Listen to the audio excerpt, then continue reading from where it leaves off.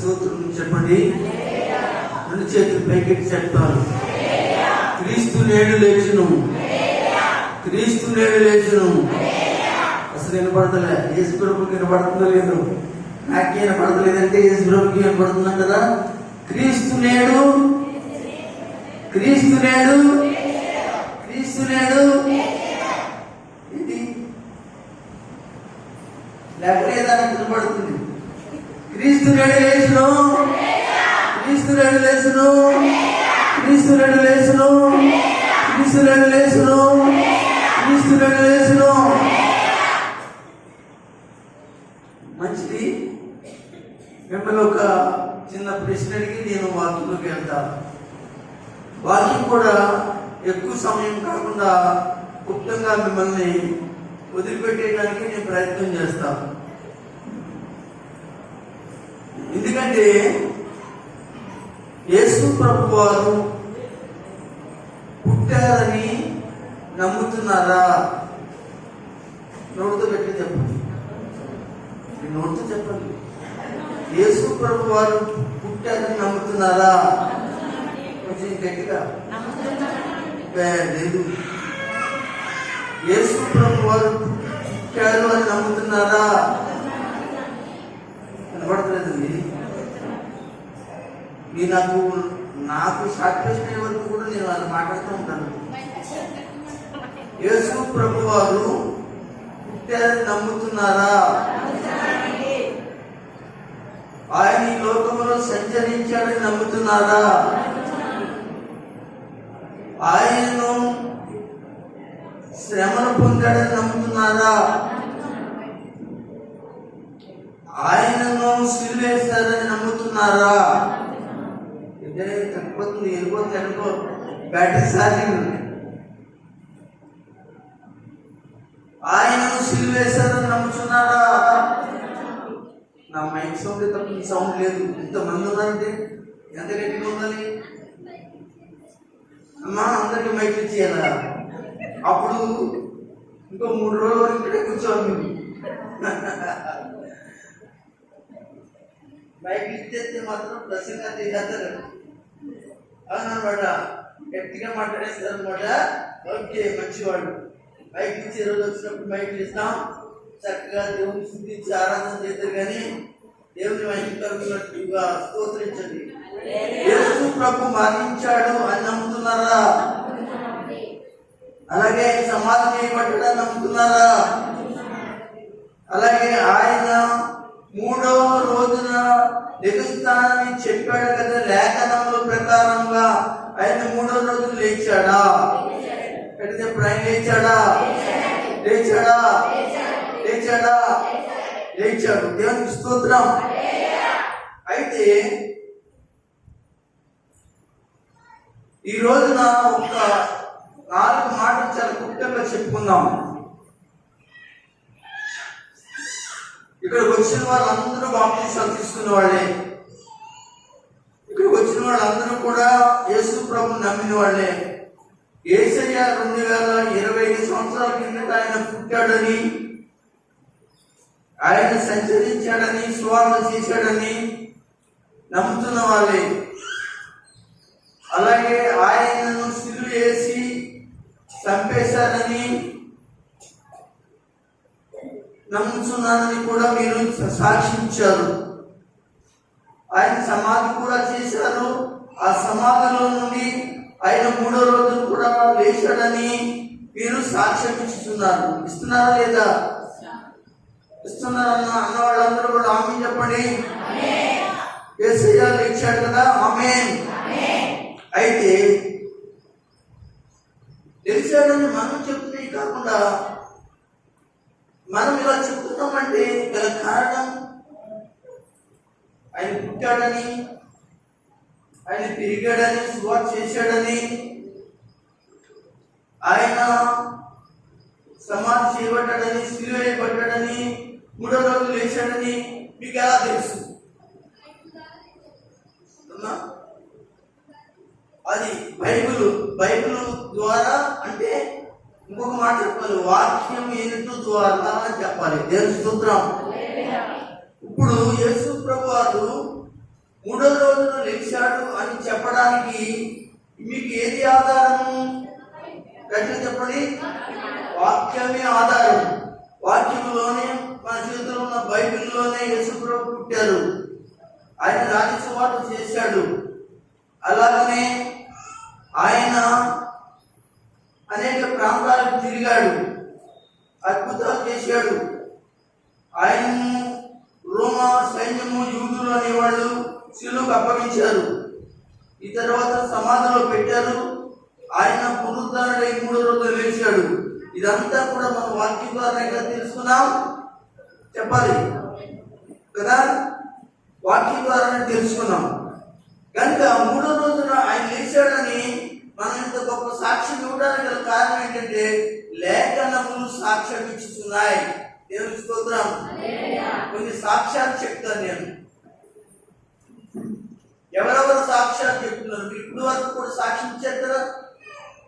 యేసు పుట్టాడని, యేసు తిరిగాడని, యేసు అద్భుతాలు చేశాడని, యేసు అనగా అద్భుతాలు చేయడమే కాకుండా ఆయన సిలువేశాడని, సమాధిలో పెట్టాడని, మూడో రోజు లేచాడని మీరు సాక్ష్యం చెప్పారు కదా.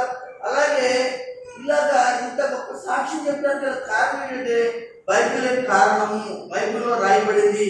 వాక్యమే కారణము. వాక్యంలో రాయబడింది. వాక్యం ఏమని సాక్ష్యం ఇస్తుంది?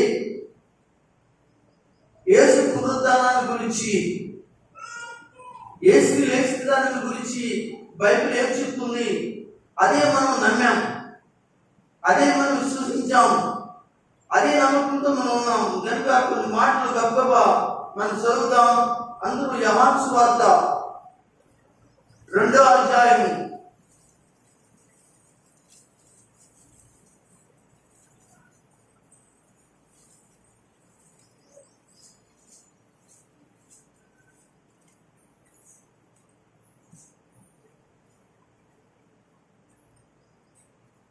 తీసారా? 19వ వచనం ఒకసారి చదవండి. యేసు అంటున్నాడు కదా, ఈ దేవాలయము పడగొట్టుడి,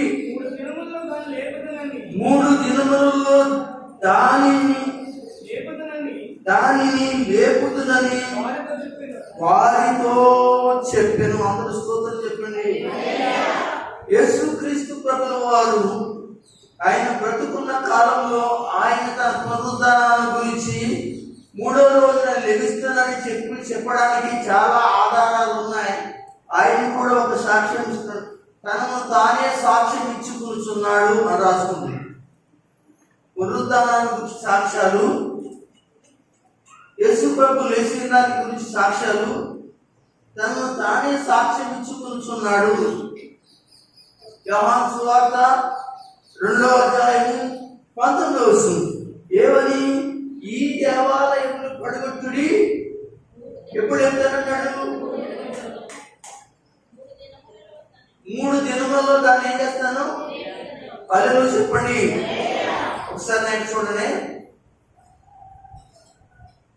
యెరూషలేములో దేవాలయం ఉందండి. ఆ దేవాలయానికి వచ్చినప్పుడు జనాలందరూ కూడా ఉన్నారు. ఆ దేవాలయం చూసి అన్నాడు, ఈ దేవాలయాన్ని ఇలా చూపించి, ఈ దేవాలయాన్ని నేను చూడండి అలా చూపించి, ఈ దేవాలయాన్ని మీకు అర్థమైందా?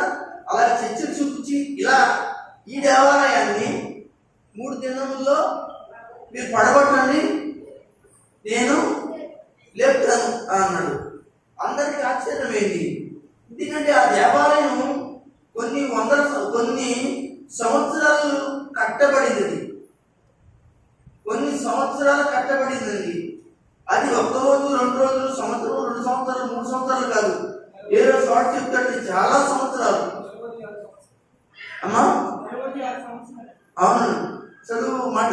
యూదులు ఈ దేవాలయము 46 సంవత్సరాలు కట్టిరే. 46 సంవత్సరాలు కట్టబడి దేవాలయాన్ని మీరు పడగొట్టండి, నేనేం చేస్తాను అన్నాడేగా. నేను 3 దినాల్లో ఏం చేస్తాను? లేపుతాను అన్నాడు. మనం ఇది నమ్మవలసిందేనా? అయితే నమ్మవలసిందే. అయితే ఆయన ఏం చెప్పాడు? యెరూషలేము కట్టడంలో కలిగిన దేవాలయాన్ని గురించి చెప్పలేదు. యేసు అనబడిన శరీరముని దేవాలయాన్ని గురించి చెప్పాడు. దేవునికి స్తోత్రం. అంటే నన్ను మీరు అనగా సిలువేస్తారు, అయితే నేను 3వ దినాన లెగిస్తాను అనేది తెలియజేస్తున్నాడు. దేవునికి స్తోత్రం. తనను తానే సాక్ష్యం ఇచ్చుకున్నాడు. దేని గురించి? క్రీస్తు యొక్క పునరుద్ధానాన్ని గురించి ఇది ఒక సాక్ష్యం. దేవునికి స్తోత్రం కలుగును గాక. అంతేకాకుండా లేఖనం కూడా, వాక్యం కూడా సెలవిచ్చింది, సాక్ష్యం ఇచ్చింది. అది కూడా మనం చదువుదాం. ఎందుకంటే తొందరగా చెప్పేస్తాను కదా.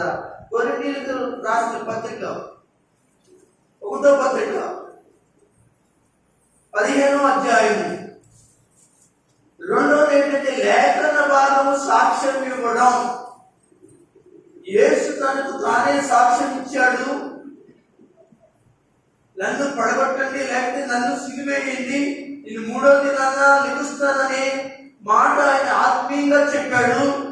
2వది అంటే లేఖనంలో అనగా కొరింథీయులకు రాసిన పత్రిక 15లో పౌలు గారు చెప్తున్న మాట కూడా చదువుదాం. 4వ వచనం చదవండి.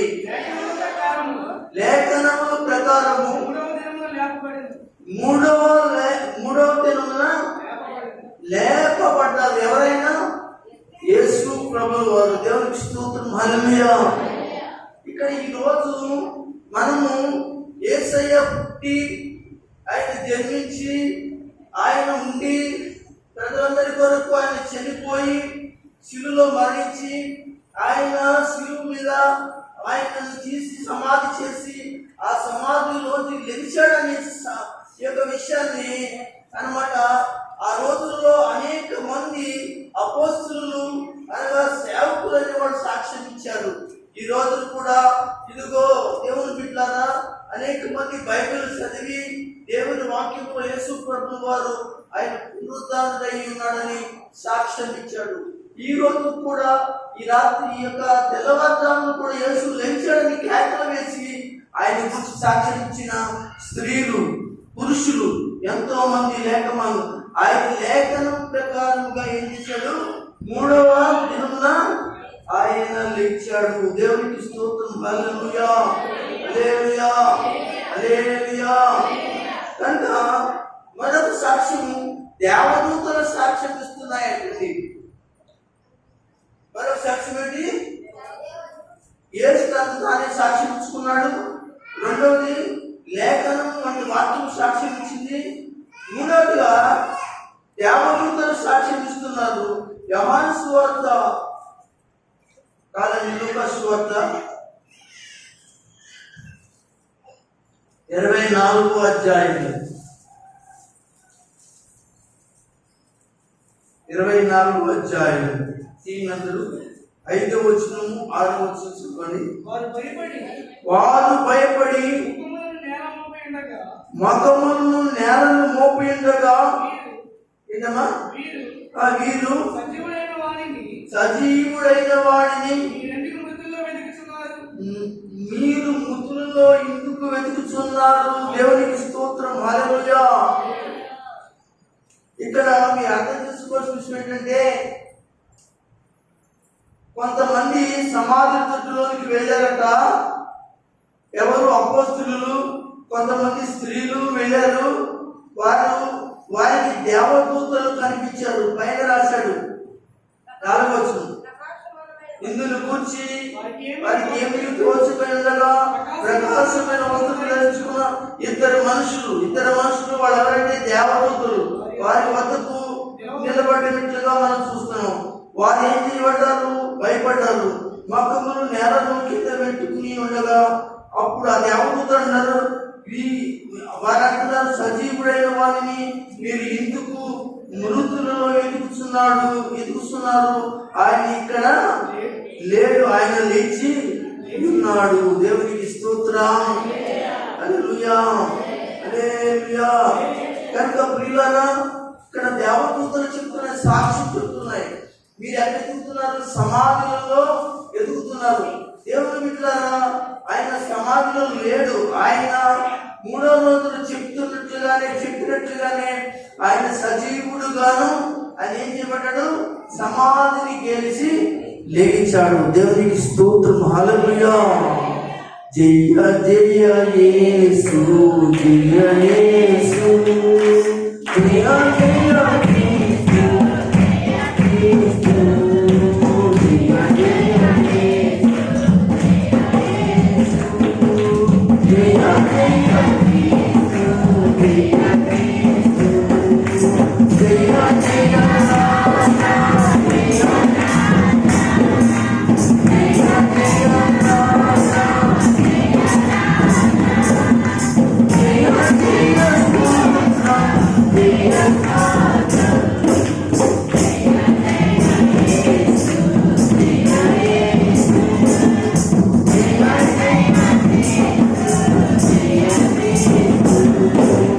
సమాధి గెలచి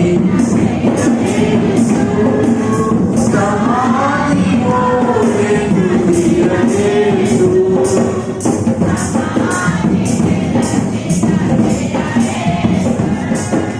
సమాధము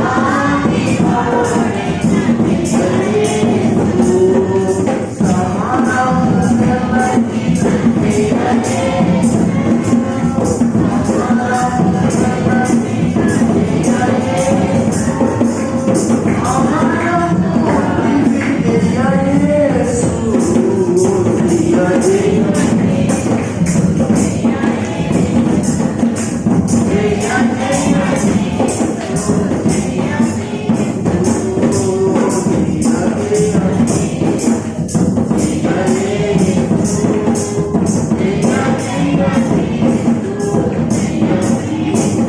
హల్లెలూయా. ఆయన సమాధిని గెలిచి లేచిన దేవుడు యేసు. ఆయన చనిపోయిన దేవుడు కాడాయన.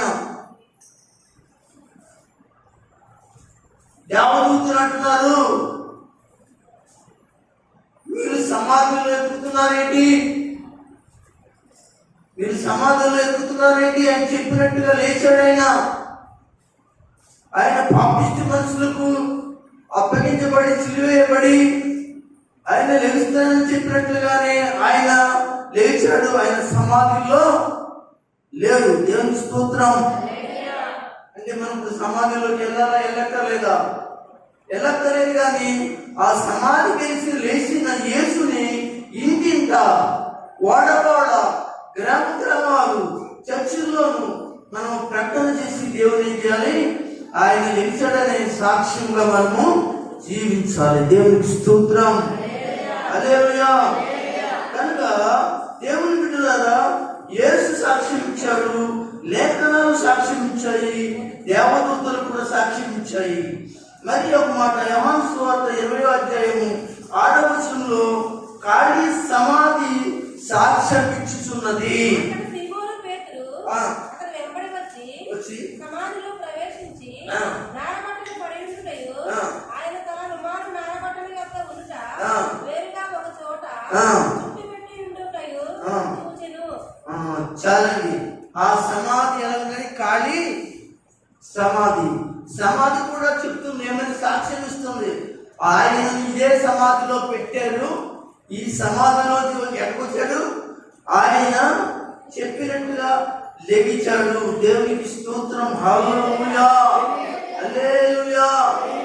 దేవుని బిడ్డలారా, ఈ రోజున కూడా యెరూషలేము వెళ్తే,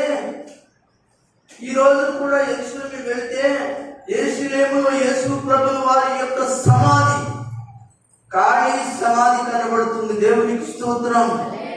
అంటే యేసయ్య మరణించి సమాధిలోనే లేడని సమాధి సాక్ష్యం ఇచ్చుచున్నది. దేవునికి స్తోత్రం. హల్లెలూయా. అంతేకాకుండా ఆయన సమాధిలోకి లేచిన తర్వాత చాలా మందికి కనబడ్డాడు ఆయన. దేవునికి స్తోత్రం చెప్పండి. ఎంతమంది కనబడ్డాడు? అపోస్తలుల కార్యాలు చూద్దాం. చాలా మందికి. 1వ అధ్యాయం అపోస్తలుల కార్యం 1వ అధ్యాయం తెరిచి 1వ అధ్యాయం తెరిచి చేసి అందరూ చూడండి. 1వ అధ్యాయం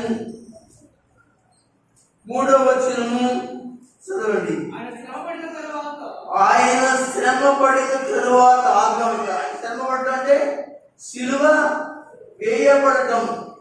శ్రమ పడిన తర్వాత సిలువ మించి దిగిన తర్వాత అనగా సమాధిలో పెట్టిన తర్వాత అంటే ఆయన లేచాడు కనుక ఎన్ని రోజులు కనబడ్డాడండి? 40 దినాలు కనబడ్డాడు. దేవునికి స్తోత్రం, హల్లెలూయా. దేవునికి స్తోత్రం చెప్పండి. ఎన్నిసార్లు కనబడ్డాడు? 40 సార్లు కనబడ్డాడండి.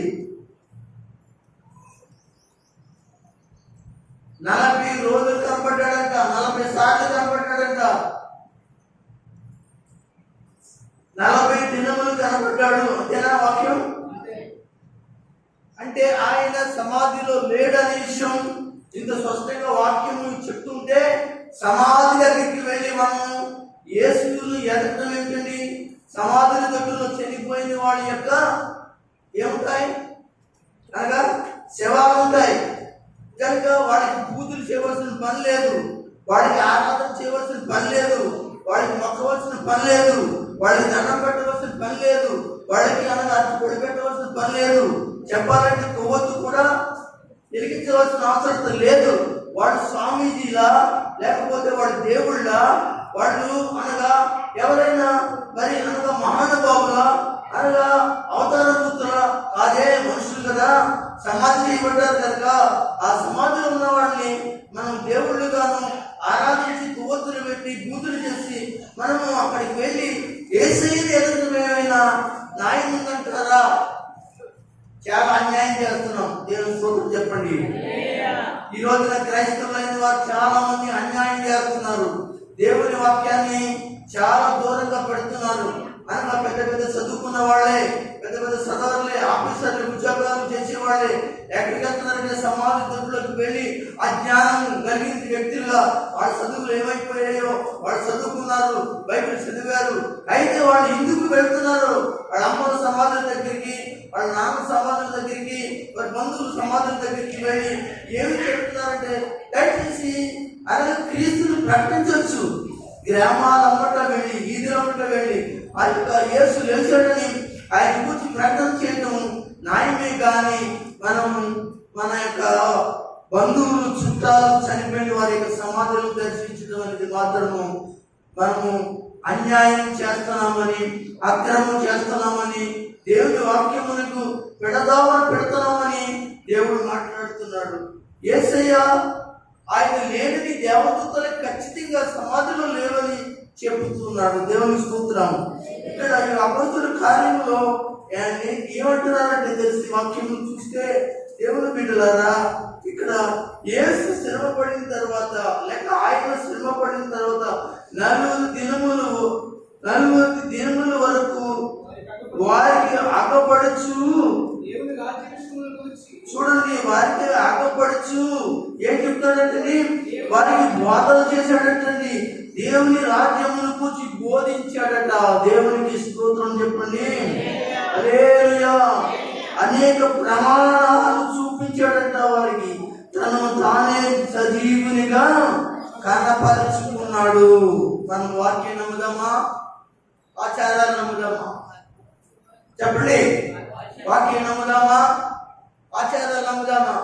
ఆచారాలు అంటే ఇవాళ పొద్దున్నే లేచి మన వాళ్ళ సమాజ దగ్గర ధనం పెట్టుకున్నాం, ఆచారం. అది పాపం అండి. ఇక్కడ ఏముంది చూడండి, 40 దినం వరకు అగపరచు దేవుని రాజ్యాన్ని ఏం చేశాడండి? ఈ వారం వల్లనే దేవుని రాజ్యాన్ని ప్రకటించినట్లుగా, దేవుని రాజ్యాన్ని వాక్యం అందించినట్లుగా దేవుని బిడ్డలారా అక్కడ వాక్యాన్ని అందించి ఏం చేశాడు? తను దాన్ని సజీవుడుగా ఏం చేసుకున్నాడండి? కనపరుచుకున్నాడు. ఇంకా ఉన్నాయండి, ఇంకా సాక్ష్యాలు ఉన్నాయి కనుక నేను అన్ని సాక్ష్యాలు చెప్పలేను. కానీ ఒక మాట మీకు నేను కొరింథీయులకు రాసిన పత్రికలో చూపించి నేను ముగిస్తాను.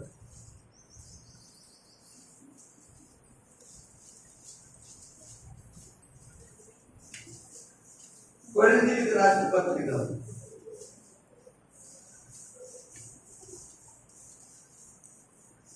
15వ అధ్యాయం, 12వ పత్రిక,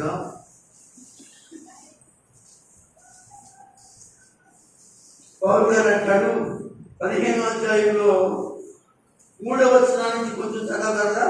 నాకు ఇయ్యబడిన ఉపదేశమును మొదట మీకు అప్పగించింది. చూడండి, దేవుడు మనకు ఉపదేశాన్ని అప్పగించాడు. అందరూ ఒకసారి ఆయన చూడండి.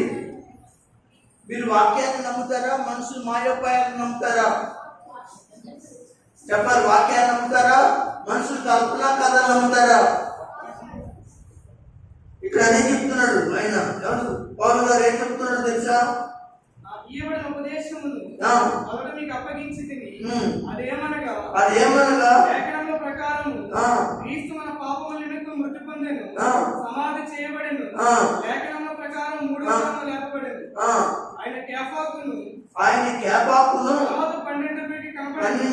కనబడెను. అది పిమ్మట 500కు ఎక్కువైన సహోదరులకి ఒకే సమయమందు కనబడెను. వీళ్ళు అనేకులు ఇప్పటి వరకు నిలిచి ఉన్నారు. కొంతమంది అయితే నిద్రించుకుని చనిపోయారు. తర్వాత ఆయన యాకోబుకి, తర్వాత అపోస్తలులందరికీ కనబడ్డాడండి. దేవుని స్తోత్రం. ఇన్ని వందల మందికి కనబడితే మనకు సమాజంలో ఎక్కువ సంవత్సరాలు ఏమొచ్చిందని ఇంత గొప్ప సాక్ష్యం. ఇంకొక మాట, అపోస్తలుల కార్యం 13వ అధ్యాయం చూద్దాం. ఒక మాట,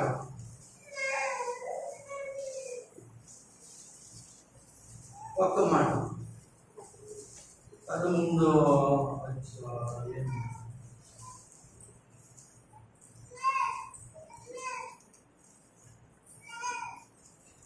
13వ అధ్యాయం తీసారా? 31 చూసారు, చదువుతారా అండి? ఆయన 13వ అధ్యాయము అపోస్తలుల కార్యము అక్కడి నుంచి చదవమ్మా. 31 వచ్చిన కాడి చదవండి. చదవమ్మా.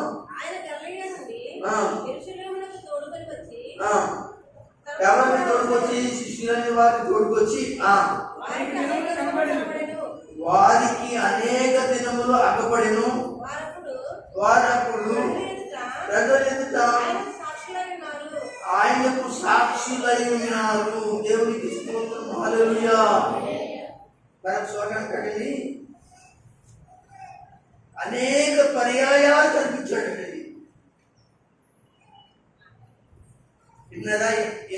మరొక చోట రాస్తాడు, అనేక పర్యాయాలు యేసుప్రభు లేచి తర్వాత కనబడ్డాడట. ఒక చోటేమో 40 దినాలు, ఒక చోటేమో అపోస్తలులు కనబడ్డాడు, 500 మంది కంటే ఎక్కువగా కనబడ్డాడు. మరొక చోట అంటాడు అనేక పర్యాయాలు కనబడ్డాడట. అనేక పర్యాయాలు అంటే ఈ రోడ్డు తెలియలేదు. వెళ్ళాననుకోండి, ఒకసారి కనబడ్డాను, మళ్ళీ కనబడ్డాను, మళ్ళీ కనబడ్డాను, మళ్ళీ కనబడ్డాను. రోజుకి అనేక పర్యాయాలు కనబడ్డానంటే లెక్క ఎన్నిసార్లు కనబడ్డాడు లేకుండా నేను అదే అడుగుతున్నాను. అనేక పర్యాయాలంటే అసలు అనగా 40 రోజులు అక్కడ ఇచ్చాడు. 40 రోజులు, రోజుకి ఎన్ని పర్యాయాలు కనబడ్డాడు అని అంటే దేవుని బిడ్డలారా చాలా పర్యాయాలు కనబడ్డాడు. లెక్కెత్తుకుంటే మనకి అంతు తేలదు. ఇంత గొప్ప లేఖన సత్యము తెలుసుండి ఎరుగుండి ఏం చేస్తున్నారంటే దేవుని బిడ్డలారా ఈరోజు చాలా మంది పెద్ద పెద్ద పీఈడీ చదివి, బీకామ్ చదివి, పెద్ద పెద్ద ఉద్యోగాలు చేస్తూ వాళ్ళందరూ కూడా చాలా మంది కూడా ఈ రోజున సమాజం దగ్గరికి వెళ్తున్నారంటే దేవుని యొక్క లేఖన వాక్యాన్ని పక్కన పెట్టి వాళ్ళు ఏం వెతుకుతున్నారు అంటే వాళ్ళు ఇదిగో అనగా ఖాళీ యొక్క మరి సమాధిలో అనగా ఎదుగుతున్నట్లుగా దేవుడు పరిశుద్ధాత్మ దేవుడు మాట్లాడుతున్నాడు. అయితే మనమైతే ఎవరిని ఎదగాలంటే అనగా లేచిన యేసుని ఎదగాలి. ఆయన ఎక్కడ ఎదగాలి? ఆయన లేచి ఉన్నాడు, ఆయన వెళ్ళిపోయాడు, తండ్రి కుడి పార్శ్వన కూర్చున్నాడు, ఆయన మళ్ళీ రాబోతున్నాడు. ఆయన ఇప్పుడు మనం ఎక్కడ ఎక్కుదాం అంటే మీ చేతిలో ఉన్న మత్తయి సువార్త, మార్కు సువార్త, లూకా సువార్త, యోహాను సువార్త, అపోస్తలుల కార్యము, పత్రికలు ఈ విధంగా ప్రకటన గ్రంథం అలాగే బైబిల్ గ్రంథం ఆది కాండం నుంచి ప్రకటన గ్రంథం వరకు రాయబడిన పుస్తకాలన్నింటిలో కూడా ఆయన ఉన్నాడు కనుక ఇక్కడ ఎదుగుదాము. ఇక్కడ ఏం చేద్దాం? ఆయన ఎక్కడ ఉన్నాడో, ఆయన ఏం చేశాడో, ఆయన ఏం చేసి వెళ్ళాడో అన్ని విషయాలు కూడా బైబిల్లో రాయబడింది కనుక బైబిల్లో ఎదగవలసిన వారిగా మనం ఉన్నామని మీకు నేను తెలియజేస్తూ నా మాటలు మీ అందరి జీవితాలలో ఆశీర్వాదకరంగా ఉండాలని తెలియజేస్తూ యేసు ఎదిగే వారు ఎవరైనా ఉంటే వాక్యంలో ఎదగండి, ఆశీర్వాదాలు పొందండి, యేసుకి సాక్షిగా జీవించండి, యేసులో జీవించండి. దేవుడి మాటను అందరికీ ప్రభు దీవించును గాక. ఆమేన్.